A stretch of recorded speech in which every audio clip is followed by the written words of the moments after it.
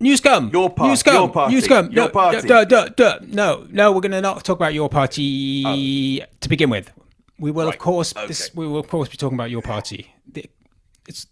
Don't rest assured, people who may have just found this video and don't know anything about what's going on. We will talk about your party. But first, let's talk about Zach Polanski. Yeah. What do you think about him, though? What's your point? I mean, I think we both think he's quite good, don't we? Well, are you asking me or are you telling me? No, I'm saying, don't we agree about him? Do we have anything more important to say than he's Well, quite I just good? wanted to talk about his appearance on The Rest is Politics, which everybody's talking about online, Matt. So we should talk about it. Right. Well, I saw him on Question Time. And Okay. I saw bits of it. Oh, and I saw the bit about the oh God, economies. What? Yeah, so yeah, he was basically, what's his name? The Iraq guy, Alistair Campbell's mate, is called Rory Stewart. Rory Stewart. Spooky Rory. Spooky Rory. Rory Stewart basically said, what's the deficit and what's the debt? And then Zach Polanski responded in a way that was probably the way I would have responded, which is to say, "Oh, the debt is the 100 billion. I mean, the deficit is what's the No, I don't think that's right at all. Okay, firstly, You think he had a fucking clue what yes, was going of course, on with because with that's such a economy? basic question, right? So what is it? That anybody, I mean, the thing is, this is something that's sort of end of austerity, or I guess probably the start of austerity, that it was made the point of that we've got to basically get the deficit down so that we can pay off the debt. So the debt is what we borrow from other countries. No, the debt is just what we have collectively from you know, So the where, debt and is where do pretty we borrow clear. that from? Where do we borrow that from? We borrow it from the markets. Okay, so the debt is what we've borrowed from the markets, the international market. Yeah, I suppose so. Yeah. Okay. Yeah. So one question in, you see how fucking difficult economics is. Can't even say the word. Go on. And then so that's the debt. And what's the deficit then? The deficit is the difference between outgoings and income that the government gets. I thought that the deficit was the difference between what the I government just said. takes in as Yeah. tax. Yeah. But then That's what you but thought, then- is it? After asking me and then- then me telling you, and then you said, "Oh no, actually, what I thought it was is just what you said." we're all doing Zach Polanski. Yeah, obviously what I meant was We're not all the- doing the Zach Polanski. I've been the very clear deficit- with my answers on all of this. What are you talking about?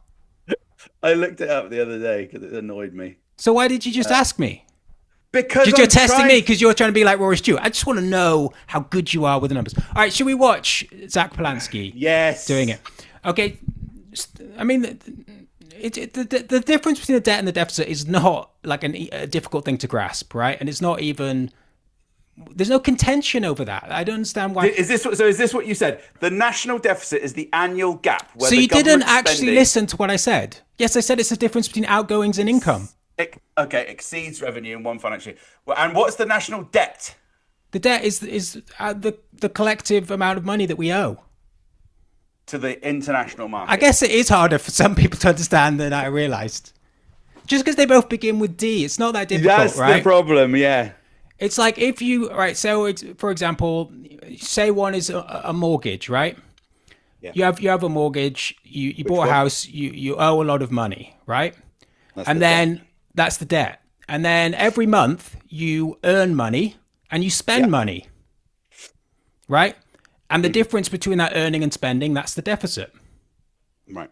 So if you have a massive mortgage, which this country does, I'm annoyed now that I'm getting into a metaphor about fucking being a housewife again, which is the only metaphor that they Yeah, because use I on the didn't news. think it was. No, like a this is household. another thing that fucking pisses me off, but we'll get back to that, right? Just for you, we'll do the housewife metaphor, right? So Well, no. You're a good old-fashioned couple. It's a housewife metaphor. Plus it's the husband metaphor. You're going out to work, and you go out to work every day. Hang on. Let's continue with this fantasy a little bit. Yeah, you've more got an actual job. So I've got a job, Yeah. and what's my and wife you're married. like? It's fucking I'm great. married. What's she like? She's very concerned about the mortgage. She won't fucking stop going on about it. It's just, oh God, shut up. Get home from work. Just the last thing I need is just more chatting about this fucking mortgage and the amount of money I'm spending. So what you're doing every month is you make money from your job, but also you're spending lots of money on fags and booze, and obviously the war in Ukraine. For some reason, you're financing that. You just can't stop. You've got an addiction. You're just constantly online giving money to Ukrainians. And so unfortunately, what's happened is you're spending more money than you're making. Yeah. So that you've got a deficit. You see? And so what would also be a debt? It'd still be a debt, wouldn't it? Well, it would be added to the debt. Yeah, okay. Every month you're adding more to your debt. But the deficit is what's happening each month, right? Yeah, okay. Yeah. And generally in politics, the national economy, we're talking about sort of annually rather than monthly. Anyway, the point is, none of that stuff's really important, but they always bring it up because it's like the one thing that everybody knows and has got their head around. And it's almost like you talk about this kind of stuff, firstly, because I guess some people do find it confusing. And it's all just sort of to obfuscate. Falling off my chair. Go on, Matt. Obfuscate. I can't say it. Say again. Oxford skate. Oh man, I was so close to sounding clever, and I failed. Obfuscate. Yeah. Obfuscate. That's right, isn't it? Actually, talking about the real issues of like why this economy's in the shit, basically. So on the last episode, we were talking about the budget. And my point about the budget wasn't, as you were saying, that I wasn't really being dismissive of people that are affected by it. My point was that the whole rhetoric around it, it's all about closing down the conversation about what the options are that this country can do. And it's all about these like, all we can do are these little fiddly things. And the problem, and what happens is you hone in on these fiddly things that change very little, but you make out, even this change is disastrous. Like, even if you do this, it's going to affect millions of people, or the markets are going to be really scared. So it means that any larger conversation about what's actually happening is so beyond the realm of possibility, because if you really were worried about spooking the markets, you wouldn't have Rory Stewart. You wouldn't have spooky Rory Stewart. I was just reading, actually, before he became an MP, Brad Pitt's film company bought the rights to his life story. Participant pictures. Wow. Deep knowledge. And they were going to make a film, probably starring Brad Pitt, one imagines. Rory Stewart. As Rory Stewart, as an MI6 agent. Of course, Rory Stewart denies he ever was an MI6 agent. But that's what the film was going to be about. I think they did actually make it in the end. Have you ever seen World War Z? Yes. It's such a good film. I watched it. I always watch it with my friend. We make a sort of point of watching it every so often. It's just one of the best films that have been made in the last few years, because it's such a kind of mishmash of, like, on the one hand, it's very, very high budget, very like excellent choreography. Some of the set pieces are the best you'll see over the last few decades.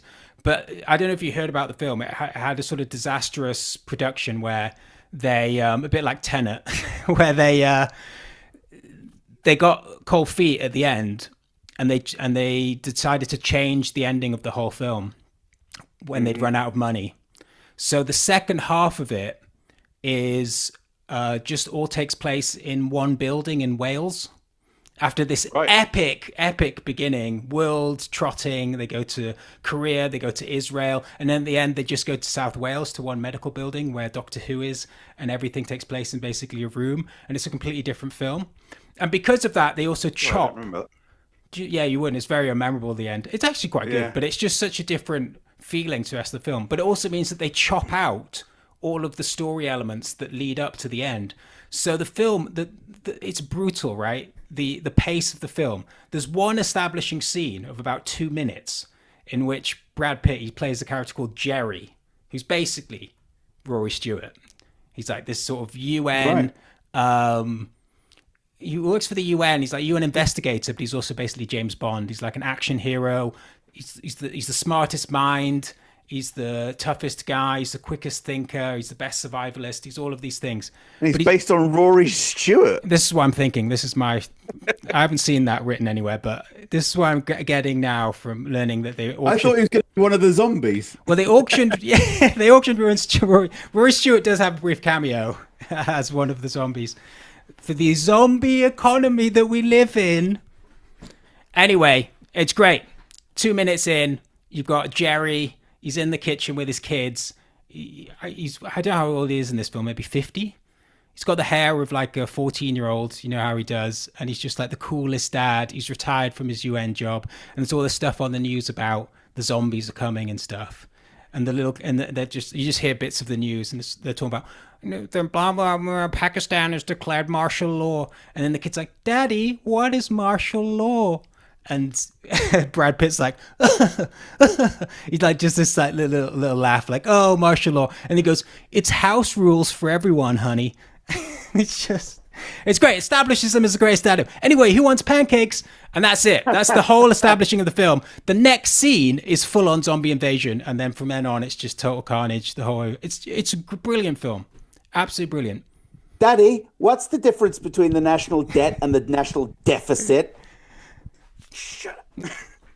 The economy, and then he's like, well, honey, the economy is just like a household. This is what I don't understand about that, right, is we always talk about with the main sort of political parties and who should be prime minister or whatever. It's like, we need people who have business experience. We need good business leaders. We need people who are business friendly. All of these things are like the main things you should have if you are an MP or party in power, whatever. And then as soon as they get into power, they go like, the economy, it's like a household. It's like, why isn't it like a business? Yeah. Why is it like a... If it was like a business, then what do you need to make a business grow? Well, when you're starting government support and loads of bailouts and shit. Yes, when you start a business, you need investment. It's not about balancing the books. It's about investing, and so that your business grows, and then you make more money, right? It's simple. A simple fix that we could do. What were we talking about? Green Man. Green Man. Zach Polanski. Green Man. Oh, man, we've already finished. We've got 10 minutes left of the Zoom. We've barely done anything. We will talk about your party. Don't worry, guys. Your party coming up. Like, share, subscribe. I like Zara Sultana now. I've had 20 minutes to think about it. Yes! Sorry, Zara. Yes. Oh, that's too Daniel's bad because we always were gonna have a... Yeah, I do like Zara. She just seems a bit... She's all a bit sinister. What's happened in your head? Was it me talking about World War Z? No, I just got scared of her in the last 20 minutes. Exactly. Like, I'm scared. It seems mean. Like, why is she saying that about the... she's like, oh, these nameless, faceless bureaucrats that are controlling this party. She's in charge of the party. She's not in charge of the party. She's barely involved. She will know who the nameless, faceless you're bureaucrats so are. fucking infuriating, right? Because you just jump from topic to topic. We want to actually talk about any of these things, and we can, right? But you just like launch it. We're talking about Green Man, right? You want to talk about Zara Sultana now? I don't know anything else about Zara Sultana. You've exhausted my knowledge on it. I think Zara was being polite. I mean, she's talking about Carrie Murphy, I imagine. Yeah. Oh, I suppose maybe she's...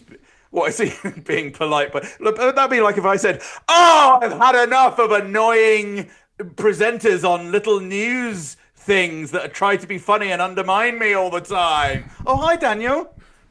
Dan! That's what I meant. Yeah. Candice Owens, I think you're talking about. Candice Owens. Yeah. So Kerry Smith did a takedown of Candice Owens. So now we're back on this. Anyway, no, wow, you're in charge of the podcast. Am I? Right. Zach Polanski. Yeah, he seemed all right. I saw him on that tax program. What do you think of him? Yeah, well, did you watch him on The Rest Is Politics? Yes, I saw the 10-minute clip, not the full hour. Oh, right. Yeah. Well, it was interesting. I got a little joke about Zach Polanski, right? Oh yeah, I did enjoy him on the rest of politics, although what came across the most, and he was open about this, is sort of his naivety, right? The fact that he sort of came into politics not really knowing very much. He sort of learned things on the way, and even to this day, he still feels like he's got a lot to learn, and but it's positive because he's open to it. And I thought to myself, I do like you, Zach, but you're a little green.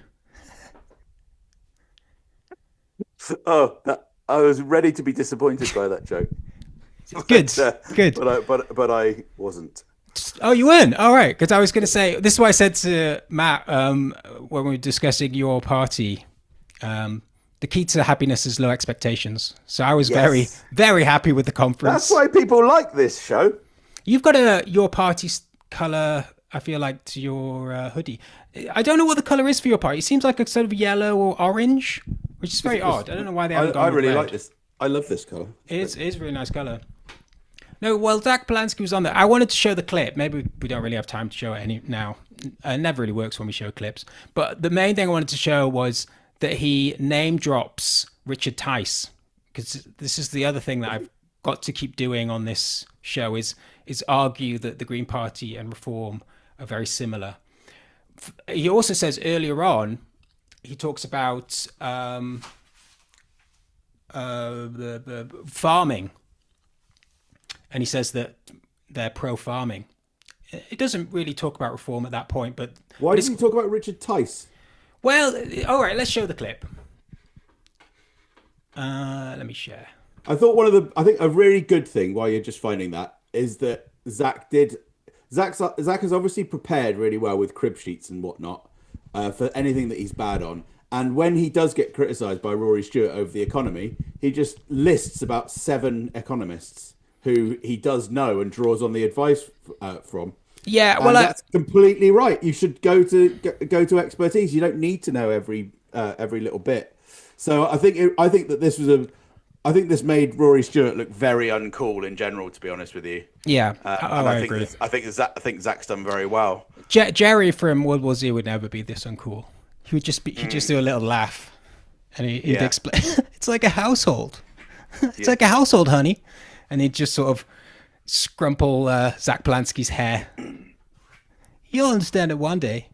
So Rory Stewart, well, the whole thing was that the interview was quite convivial and it was all very pleasant until they got to this economy bit, and then Rory Stewart became quite hostile and snappy. And the main thing, what you notice is that everyone's interrupting each other at this point. And so nobody actually makes their point very well. And then, in fact, there's a really hard cut.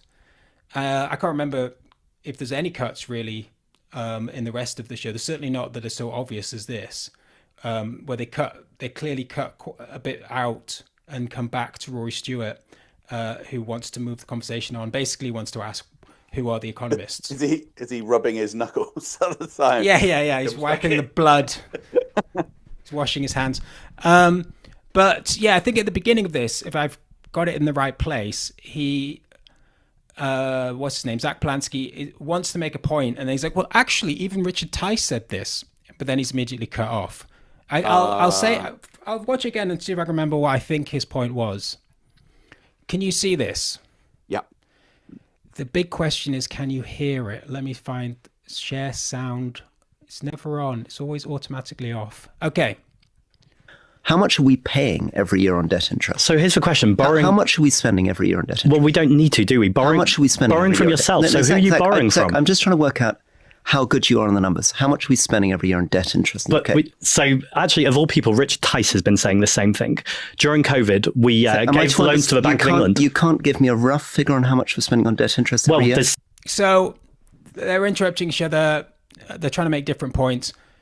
It seems to me Rory Stewart is just trying to get him to give some numbers on the debt and the deficit, which is like, okay, because he might get them wrong, or he might confuse 2 words, which he does. I think he does know the difference. He just says the wrong word in the moment. And And it's this kind of like I did. Yes, yes, of course, right. Exactly. And me, because I couldn't I was pronounce the word. on the spot. Yeah, we put each other on the spot. It's difficult, right? It's difficult when you're on the spot. interviewee. Yeah, God. Yeah. But and Rory Stewart's clearly not interested in what Zach's points are. He's like, I just want to know how you are on the numbers, right? And he wants to get it back to this idea of talking about the debt and how big the debt is and how we need to pay off the debt.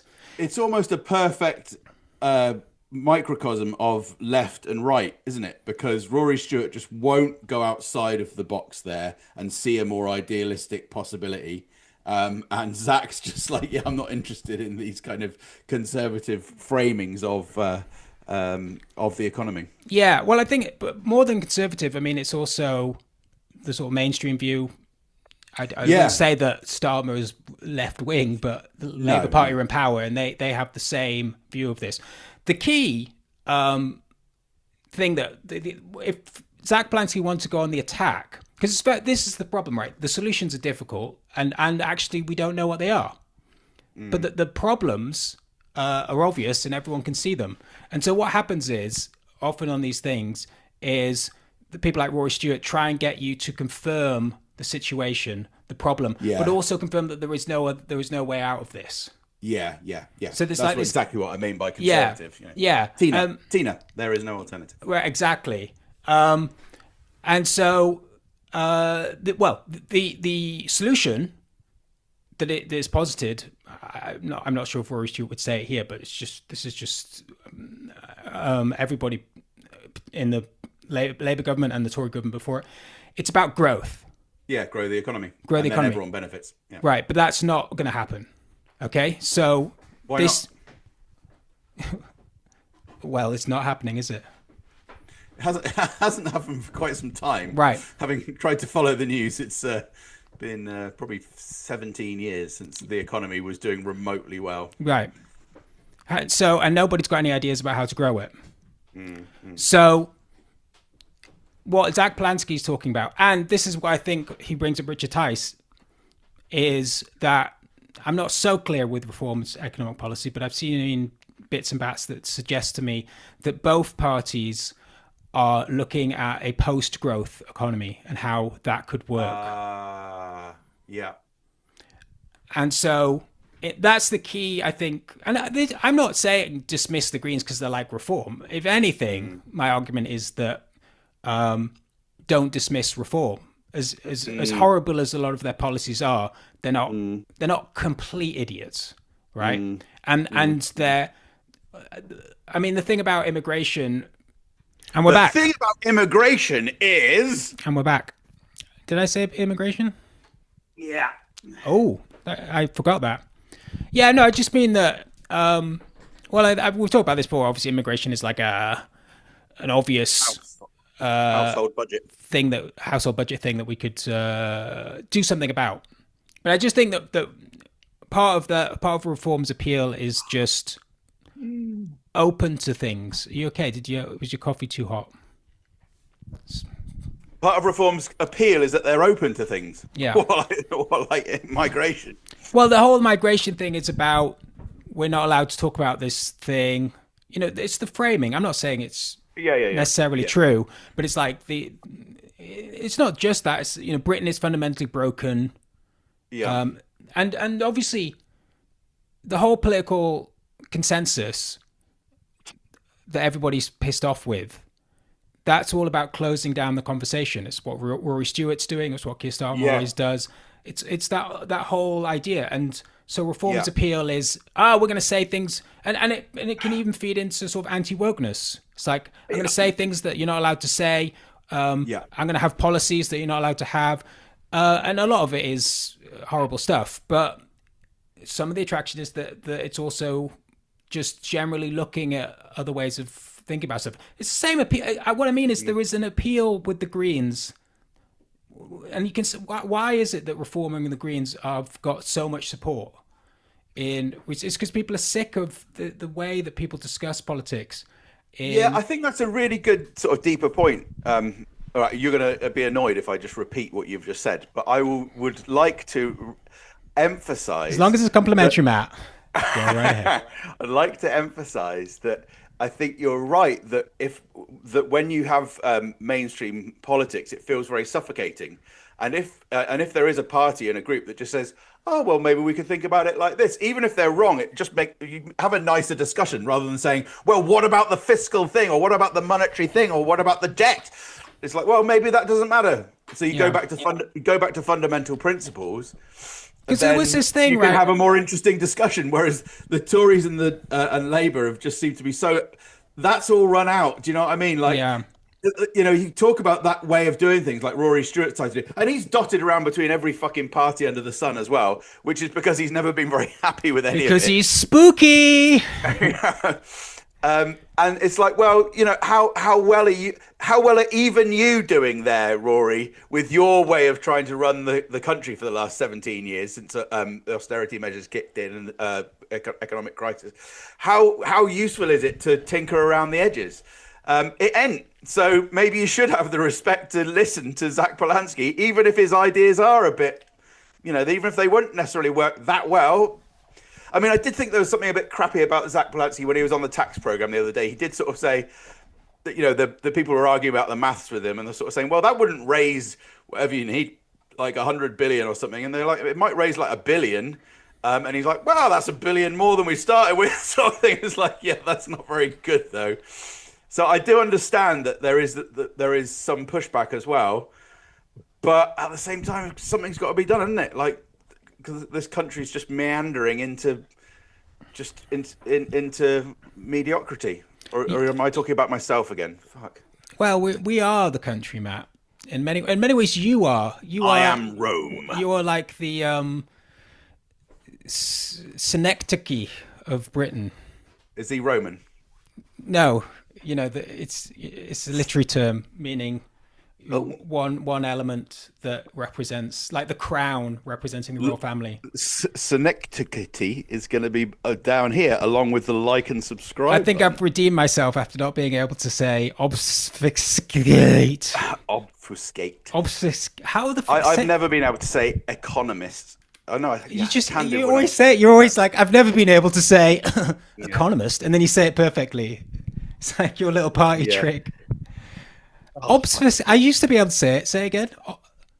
Obsebian. You're still split. I don't know what the hell. Is it on yours as well?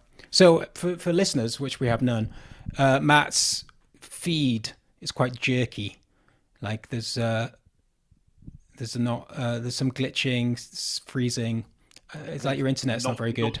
It's like a not very good computer and not very good internet. Yeah, and probably. Not very good lighting. Yeah, all of that. Anyway, we should get back to Zach. Yes, Zach Polanski. So I think he's all right, really. Oh shit! I'm not on share screen, am I? This podcast, eh? What's it like? It's crazy.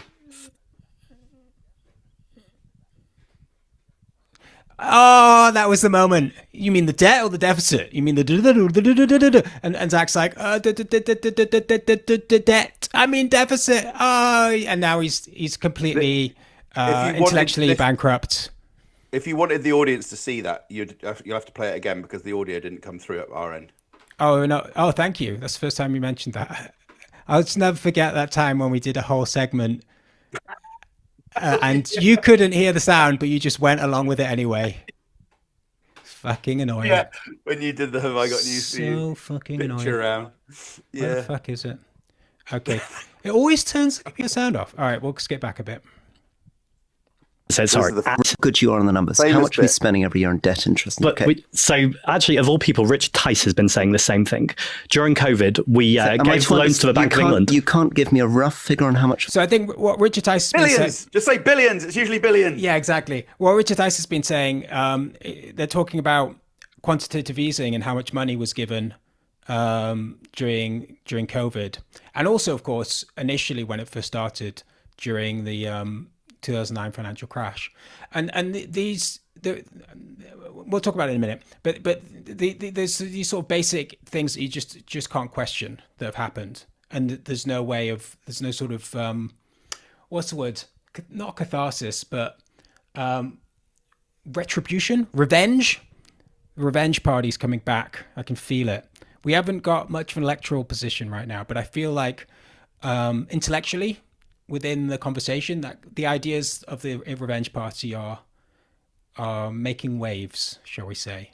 It's neither left or right. It's up. It's neither left or right. It's just wrong. Here's let's keep going. We're spending on debt interest. Well, there's £70 billion that we owe to the Bank of England, but we don't actually owe that money. You mean the debt or the deficit? The debt. Okay, the debt is the deficit. Sorry. Okay. Yeah. Oh, it's too bad. It's too bad. What an idiot! I know. He could never be prime minister. We are spending £100 billion annually on debt interest, right? Is it 11% of everything? Debt interest. Huge amount. It's a fucking drunken Alistair Campbell there. He's hang on. Debt. Do a podcast, man. Speak clearly. Like this. Be professional about it. Jesus. But the thing is, isn't there 3 words that need to be here? The debt, the deficit, and then the interest on the debt. Yeah, well, I think the interest would be covered by the deficit. Presumably. No, the interest would surely be part of the debt. When I owe the... No, because you have to pay the interest all the time. We're constantly paying the interest off. Yeah, but it's still part of your debt. When yeah, Knuckles, yeah. I mean, Knuckles McSandwich loans me money to go down the bookies. I love the name of all your friends. When I met up with Matt the other week, we very rarely meet or even chat outside of this weird Zoom thing. But I went to the pub with him in Bath, and him and his friends were talking about another friend who was absent, whose name was Pieface. And I was like, that's not a very nice name. And I never found out what his real name was. Everyone just called him Pieface the whole conversation. And now we've got Knuckles McSandwich. Yeah. Well, when he lends me the money, in his little big wad of cash in the duffel bag, he says there's interest on that money. And so I don't say, oh, I owe you the deficit of that. I owe him the debt, and it's all part of the same thing. Anyway, we are paying off a hell of a lot of interest on the debt. That's true. So do you think that is the interest that we pay off on the debt to the markets that we pay, is that that's billions as well, presumably? Yes. The idea is if we grow the debt's 100 million, and then presumably the interest on the debt is a few more billion. 100 billion. Another 100 billion. No, so we've got a loan that the debt is 100 billion. Back. The debt is 100 billion, not a million. Anyway. Okay, so how much is the interest on the debt? I don't know. I hope they got a competitive rate. I would hope so. Knuckles McSandwich will do a 50% if you pay it back swift. Yeah, well, can we buy the debt? The way that people buy university loan debt. It doesn't sound like the best thing to do, to buy someone else's debt. Well, then you phone them up, and we're really intimidating. We'll phone up Keir Starmer. You better pay it off, because we buy it for cheaper, and then we get 10 pence on each pound or whatever of the debt. Have you not seen all this stuff? So a mate of mine never pays his car fines. He's got a really elaborate system of getting out of it, but not always. Sometimes it fails. So there's a lot of people chasing him, but he moves house a lot.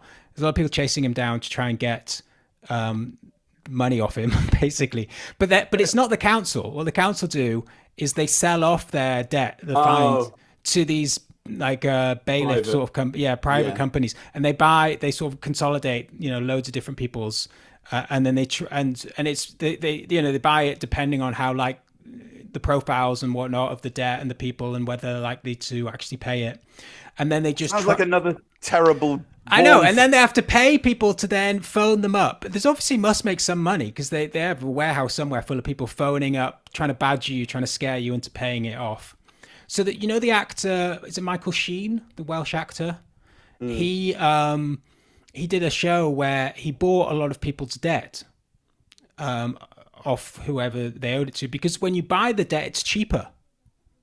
Because the council give up trying to get it, and they sell it off for less than they would get from the less of the actual amount it is, because they're like, we're just never going to get this back, so we'll just sell it off to a debt collector, try and get some of it back. So he bought that up, and then so that people didn't have to pay their debts. Because what happens is the person who actually owns the debt So the person they owe it to, say the council get less money because they just sell it off. The debt collectors then need to get more money to recoup the fact that they bought it, plus they're running a company of debt collectors to try and chase it up. So your debt, your initial debt, it actually gets higher. You have to pay more in the end. But the money's never, if you'd paid off the initial money just directly to the council, it would have just been what it was. But because it was bought by another company, they've put the prices up and whatnot. So Michael Sheen just bought a load of people's debts and just paid it off. It's really nice of him. Well done, Michael Sheen. And just sort of exposed the stupidness of it. Like, if you really, what you want to do is you want to start your own debt collector agency and just buy your own debts at less price. And then you can pay them off for cheaper.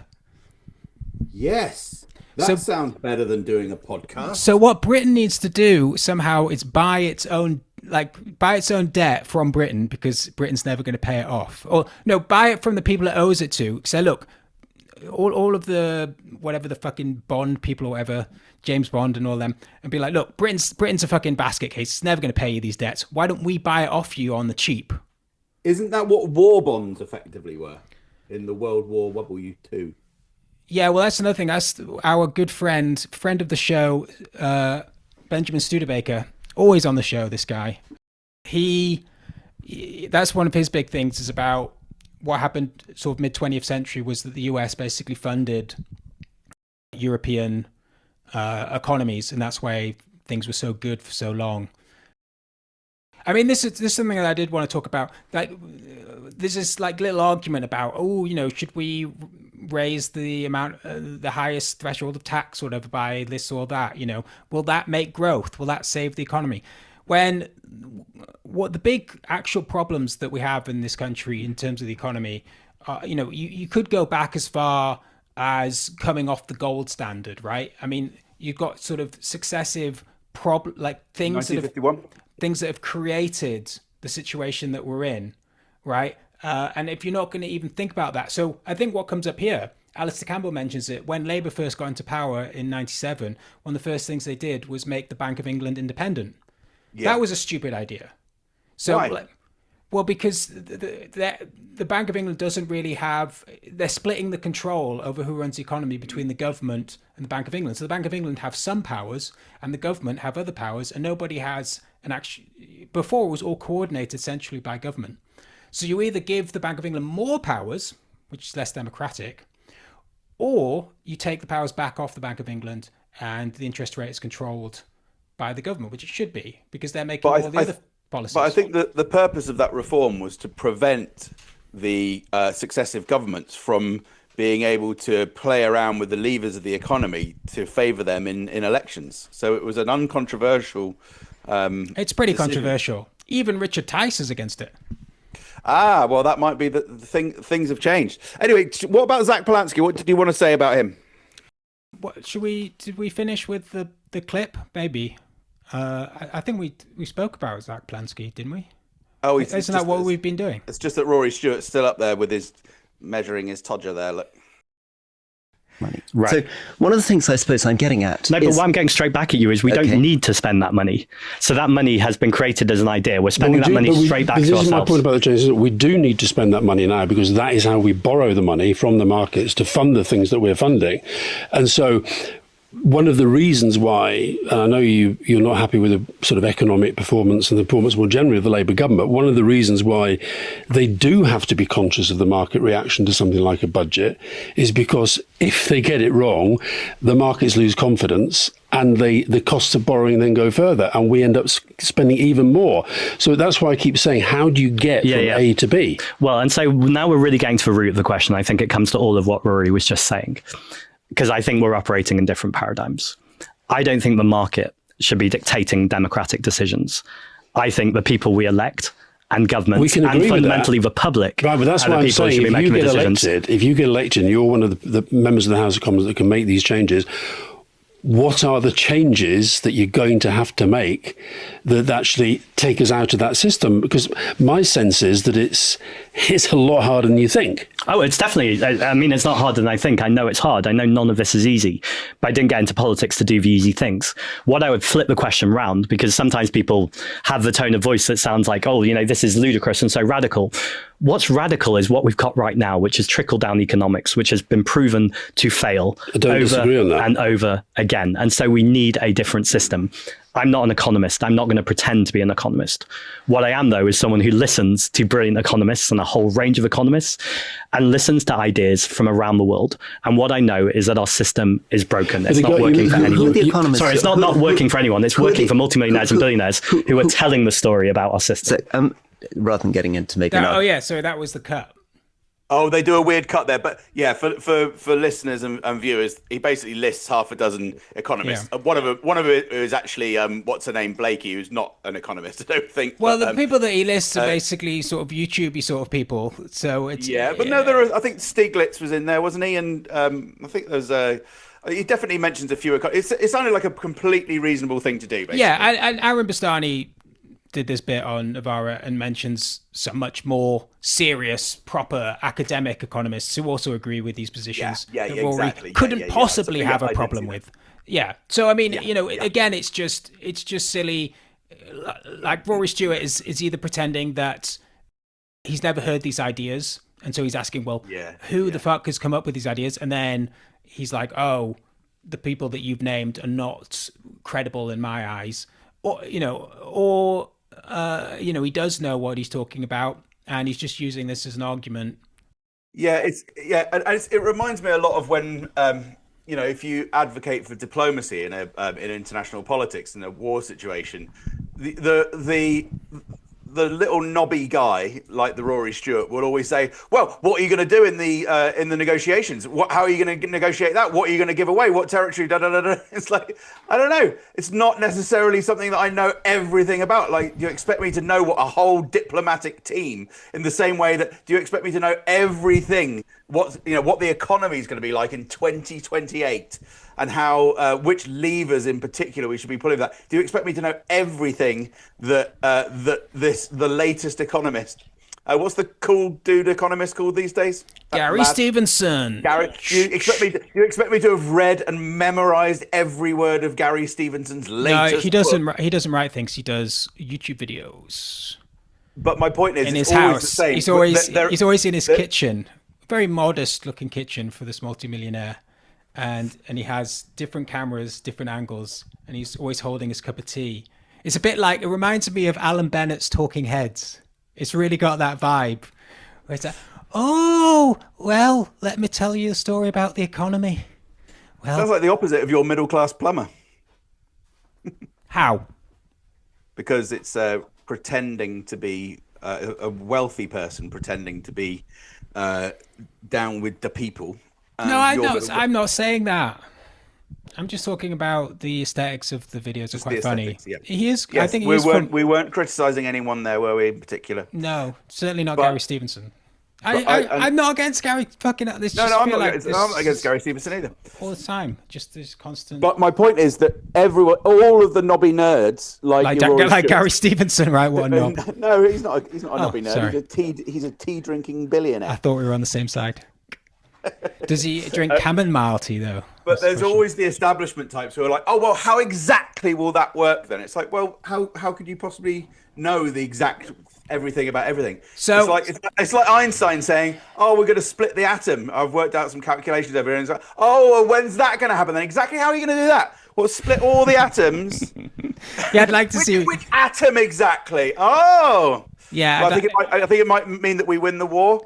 Oh, I see. All right. Oh, yeah. You think it's that easy to win the war? Who is that fucking guy in the 80s? There's an actor in the 80s. I mean, there's a few of them, but there's actually one that springs to mind. I can't remember his name. Is the ginger guy in Ghostbusters who he's always plays the villain in these things. Slimer? The guy who wants to get them. Him, the knobby nerd, the bureaucrat. Yeah. That's the Rory Stewart guy in every film. He's like. He's always trying to stop the main characters. You can't do that. That's like outrageous. It's beyond the realms of possibility.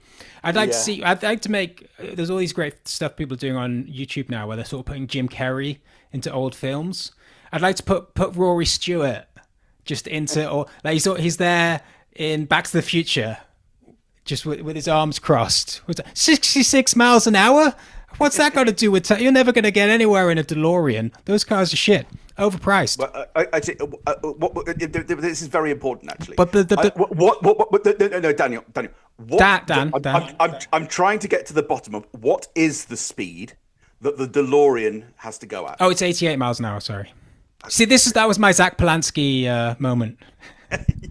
Discredited for all time. No, there was another bit, and I thought nothing about DeLoreans. He knows he may know a lot about time travel, but he doesn't know enough about that particular series. Yeah, he doesn't know the numbers. I want to know what he's like on the numbers. I'm sure he's time traveled a lot, but what's the speed? Anyway, I let it play because I thought it was going to get to that bit. Basically, Zach Polanski talks about the only issue that we need to be concerned with is inflation. And obviously, no one ever gets to the end of their point. But it seems to me that Zach Polanski is talking about MMT, and that's his view on things, right? That's the kickboxing thing that Joe Rogan does, isn't it? Exactly. So back in the day, when Jeremy Corbyn was the leader of the Labour Party, he had very similar policies to what Zach Polanski has now. The difference was that this was pre-COVID, and borrowing rates were very low, and Corbyn's plan was to borrow the money, whereas Zach Polanski's plan, it seems to me, is to print the money. Because these days you can't get money fucking anywhere, mate. It's just impossible. Anyway, I'm not. Knuckles will do him a good deal. Exactly. I'm not an economist. I only know about time travel, but from my traveling through time, I reckon that Zach Polanski would agree with the Back to the Future people. Where we're going, we don't need roads. We don't need money. We don't need loans. We don't need roads though, because he'd be like we have jetpacks that are powered by the sun or some shit. Yeah. Don't want roads, do we? Because cars. But I'm not against MMT. I don't really know enough about it. But I just think that there are there are actual problems.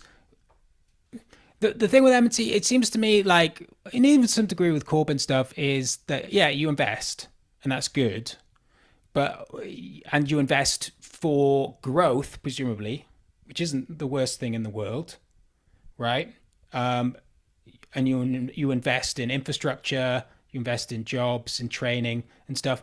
But if the economy is fundamentally broken, then that's maybe not going to be enough to actually change things around. And the other thing is that sort of makes me wonder about this stuff is that he's also like really heavily on a wealth tax. And a wealth tax is a good idea, but again, it's not going to fundamentally change the economy. And I think that's really what you want to be looking at. So do you know, I can never say his name, Araborti? I can't say either of his names. His first name is even more difficult to pronounce, but his surname is something like Araborti. He does articles in The Guardian every so often. I don't know why. Never seen him anywhere and I've never, Anyway, but he, like, for some reason, for decades, he's allowed to write randomly quite good articles for The Guardian for some reason. I think just because he keeps his head down. Yeah? Right. And he just gets on with it and nobody reads them and they just allow him to print them. But he wrote an article quite critical of wealth taxes. Probably sort of saying what you're saying earlier, like it won't actually raise that much money. But whatever. It's a good principle. Fuck it. It's good. It's populist. If it wins you elections, right? Why not do it? Well, I mean, there's also an emotional thing, isn't there, I suppose, in society, which if you've got a society that has been pretty super capitalist for 40 odd years, maybe just at some point, some kind of wealth tax is just a way of having a bit of fucking, even if it doesn't make that much difference, maybe it would just be cathartic for the country as a whole. Yeah. Just for like the emotional thing of polar. I think we should have something like the Purge, but not, you can't kill people, Matt. But you can't put 1p on corporation tax. No, but you can rob people. It's a day where anyone can rob anyone. Oh. Yeah. What do you think? Would be like a very a not very exciting purge. You can rob people, but you can't hurt them. So You can't hurt it's all them, like yeah. All has to be like no touch rugby. Don't mind me, just trying to get in his pocket. But you also can't hurt anyone who's trying to rob you. So it's like, get away, stop it. It's all like sort of the way footballers fight. Yeah, well, like basketball, when you're at school, you're not allowed to touch. And or rugby. Hey, everybody's got a little thing in their back pocket, like a bit of shirt, and I used to play that with touch rugby where you had to pull that off. That would mean that so in that and on that, it's like there's like a envelope full of your life savings. So you have to carry around with a little bit of string attached to it. And if people can snatch it, then they get it. Yeah. And if you don't go out that day with all your life savings in a little thing like that, the government takes you around the back of the cow sheds and shoots you in the head. Yeah, exactly. So you have to go out. Everybody's on the street. Yeah, I'm sick of people staying at home. And hope you're listening, Zach. This is another one of these great economic... Zach, we've got loads of ideas. Actually, I do have an idea for Zach, or your party, if we ever get around to talking to them. Is Premier League. We're talking about actual things that work in this country and make money. The Premier League makes huge amounts of money. And it's nicely sort of distributed around the country, often in some of the poorest towns and cities. They have these big football teams and these huge stadiums, and they get huge amounts of money from all around the world because the Premier League is sold to South Korea, China. Everybody watches Premier League football. Huge amounts of money coming into the country. And yes, they do like youth things, but they barely spend any of the money they make on the actual community which they've come from. But so I think sort of like nationalize cultural things like that makes this country loads of money, and force them to, because it's fixed assets, right? They can't leave. They have to stay in the UK, partly because that's where the stadium is. This stadium is, but also it's why the league is so competitive. If they all went to all different countries, it would be boring. So you nationalise Clarkson's farm. Nationalise? Can I nationalise Jeremy Clarkson? The first nationalised human being. He'd feel very conflicted about that, I think. It's like he'll feel very important, but also pursuing a socialist agenda. It's kind of like slavery, but it's good because it's left wing. It's left wing slavery where you nationalise human beings. And he is now owned by only British people own him. You've got to be British. You've got to have a British passport. In partnership with Mazda or something. Yeah. With some private organisation. Or Peter Thiel. Peter Thiel and Bird's Eye Custard own. Bring you Jeremy Clarkson. Big tattoos of Bird's Eye across his face. He had to sell off his body space for advertising. Yeah, and then he will... Only the best for the captain's table. It's custard. You look a bit like Birdseye, actually, Captain Birdseye. Thank you. A young, hungry Captain Birdseye. And anyway, yeah, and then we could you just order up Jeremy Clarkson to come round, and he has to do whatever you tell him to do because he's a national service now. So they're like, oh, we can't get an ambulance to you in an hour, but Jeremy Clarkson's free. Jeremy Clarkson will come around with some wine. Well, do you ever watch the show Ambulance? No, what's that? It's really cool. It's the BBC show. I'm quite addicted to it. They just follow ambulance drivers around the UK. It's just one of the sort of documentary on the scene type of things. But what you get from it is that the ambulance service is incredibly stretched for all sorts of reasons. One of them, though, is that basically there's no other social services now in the country. So they're the only responders for everything that's happened. So 90% of the stuff that they go to are old people that have fallen down and literally just need someone to pick them up and put them on a bed. Yeah. And so you get these highly trained paramedics in this huge, expensive ambulance full of very complicated equipment and stuff, going around to an old person's house so they can help him sit on his bed. It's like if they just had a social worker or Jeremy Clarkson, that's something he could do. He has to go around and just help old people sit on beds. That's my solution. In fact, everybody who works for the BBC should be nationalised. Who still works for the BBC? Clive Myrie. I do like that Clive Myrie. I'd fall off my bed on purpose. Get Clive. Oh, I've fallen off a bed again, Clive. Oh, it's the stairs this time, Yeah, Clive. I caught my pajama bottoms on a hook. They've fallen down.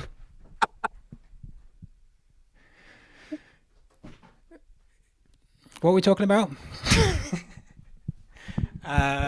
Oh, yeah, MMT. No, we've moved on from that.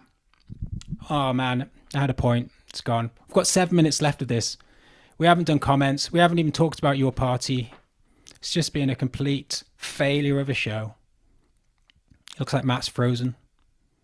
Oh, no, I was just trying to think who else worked for the BBC. I couldn't really think of anyone except for David Attenborough. I don't reckon he'd come round. No, he's too old.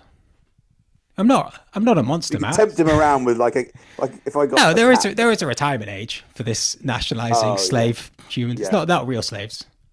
Yeah, you still get a full pension, full state pension. Oh no, I completely forgot where we were with everything. I think we made some good points. Oh yeah, about cleaning up the economy. Yeah, Araborti's article. Yeah. So he was talking about pre-distribution, and then he links. So I'd never heard of this thing called pre-distribution, but it's something that Ed Miliband came up with in 2015. We didn't come up with it, but he sort of promoted this idea that some economists and stuff had come up. And so he links to a BBC article from like 10 years ago talking about this idea. And it's just really interesting that that's the sort of thing that was being discussed so long ago and is totally fallen by the wayside. And you would think that's the kind of area, I think, this is my advice to, what's his face? Polanski? Zach Polanski. Yeah. Have a look at stuff like that about reconfiguring how the economy works. So post-growth. Links below. No, I'm not going to fucking just Google it. Araborti or some shit. I don't know what his name is. Plus pre-distribution, Guardian, whatnot, Funuckety. Plus wealth tax. We've got 5 minutes. Do you want to talk about your party? Yeah. It's great, isn't it? Carrie Murphy's reign of terror is over. Long live Zara Sultana's reign of terror. Yeah, so Carrie Murphy and her that bloke, Len McCluskey, and Jeremy appear to have kind of lost this idea of trying to organise the party a bit more. No. And Zara and co have made it that everything's by committee to ensure that it is more chaotic than even before. No, I think this is, I have no idea, obviously, but this is my feelings on what's happened. Is there's three... Oh, I did join, by the way. I've joined. Yeah, I convinced Matt to join. So well done to me. So because you told me that I could be part of. No, I was for a bunch of stuff, and I went on the thing, and there's been like 4 votes, and they're already done. They're like, "Oh, we'll email you when there's another vote." I'm like, "Oh, yeah, when's that going to happen?" Well, the conference is over. I did not mislead you in any way. When am I going to be able to vote on anything? What's so apparently the leadership... You told me how important it was to be involved because it's the first democratic experiment. Okay, I shouldn't have taken credit for getting Matt to join because I never told him to join. I was just explaining my position, and I said that if you want this party to work, then you need to join so you can vote on stuff. But I'm not saying there's anything to vote on now. You just missed all the votes. It was conference. Conference is done. It was like 4 votes. There's fuck all. That's true, actually. I didn't really understand what... It was like, should we have more votes? That was what the first one, which was committees. Everyone was like, no. To do with trans rights. Quickly get all the votes. Get the votes done before Matt joins. No, there's going to be leadership elections in January, as far as I understand it. Oh, who gives a shit? We've already got the leader. The leader was Jeremy Corbyn. He got to nearly 600,000 members. There's no leader. It's going to be a committee of 20 to 24 individuals. Oh, great. That worked really well when fucking Stalin did it in the fucking 20s. It did, actually. Committee. Stalin was in power for a long time, if I recall. Did very well. Yeah. So, yeah. Egg on your face there, I think. I think, didn't comments? Russia go from basically the poorest country in the world to launching the first person in space? Am I wrong? Well, that's true, but it cost a lot of bodies that they had to step over to do that, Daniel. Yeah, I don't know about that. I don't know if the killing of people really helped the development of the space. How do we get people into space? Well, first thing, kill 70,000 people. And then we'll just get 70,000 people killed, and then we'll see where we are. Mr. Stalin, I've got an idea. Microchips.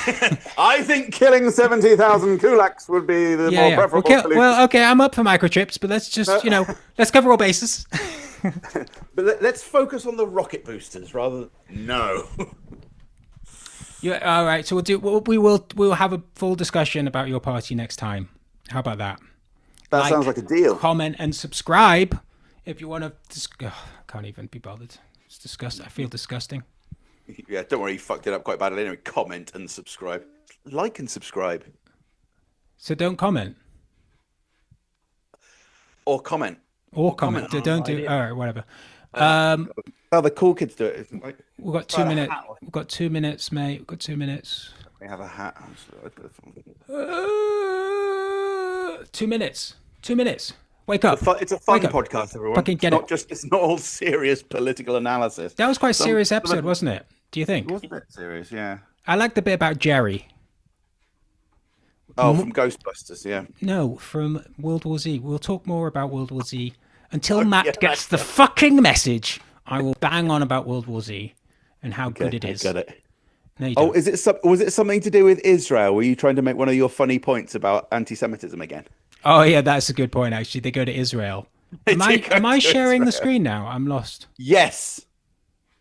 But I'm not. I'm sharing everything, aren't I? I'm not just sharing the bit I want to share. Oh, you've got pop-ups all over the show. All right, let's start again. Back to square. Okay, share this. Done. Okay. Yeah, well, see, they go to Israel. Oh, man, we've got no time for this chat. We've got 1 minute, Matt. Okay, we will discuss that again another time. Comments, quickly. Dude says, whiskey, finally a good guess. Keep your hands off Matt's money, Hobbit. I think he's talking to you. Matt, yes, he is. Matt, not the hero we deserve, but the hero we need. Ambiguous. What's your... I don't know what I did that was remotely heroic, but... My granddad bought me a plastic Game Boy pencil case that looked... I remember those. They did look very much like a Game Boy and fell for it completely. To be fair, when he was a child, a banana would be the main Christmas present. Yeah, fair enough. It always makes me sad when something like that happens for the person giving the present. I feel that they really cared about it and didn't appreciate it. No, didn't appreciate it. Fuck them. They should have known more. More from Granddude. Right honourable is for the Privy Council. Okay. Oh, in Parliament. Yeah, fair enough. The terms that you used to describe. Resuming. What about Jitsi? What's that? Jitsi, that's free. Oh, I think that's about some way of us doing this instead of instead Zoom, of so we don't have to do the Zoom. 40 minutes. But that works out fine for us. Although